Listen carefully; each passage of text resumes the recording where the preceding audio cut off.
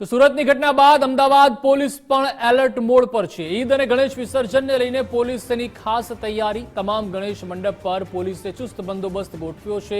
Home guard અને એસઆરપીના જવાનોને બંદોબસ્તમાં ગોઠવ્યા છે। અમદાવાદ શહેર પોલીસ બોડી વોર્ન કેમેરાનો પણ ઉપયોગ કરી રહી છે। ભીડવાળા વિસ્તારોમાં વધુ પોલીસ કર્મચારીઓને ગોઠવવામાં આવશે।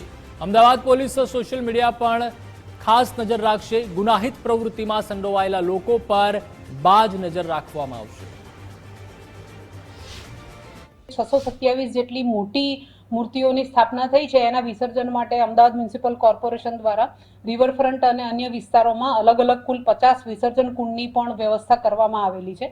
અમદાવાદ શહેર પોલીસ દ્વારા 16 અને 17 એટલે ઈદે મિલાદ અને ગણેશ વિસર્જન એ બંને ઉત્સવો કોમી એકલાસભર્યા વાતાવરણમાં થાય તે માટે પૂરતી તૈયારી રાખવામાં આવેલી છે। સાથે બોડી વોર્ન કેમેરા દ્વારા, વિડીયોગ્રાફર દ્વારા અને જ્યાં જરૂર જણાય ત્યાં ડ્રોન દ્વારા પણ સર્વેલન્સ રાખવામાં આવી રહેલ છે। અમદાવાદ શહેર પોલીસ ઉપરાંત હોમગાર્ડ અને એસઆરપીનો પણ આ બંદોબસ્તમાં ઉપયોગ કરવામાં આવે છે।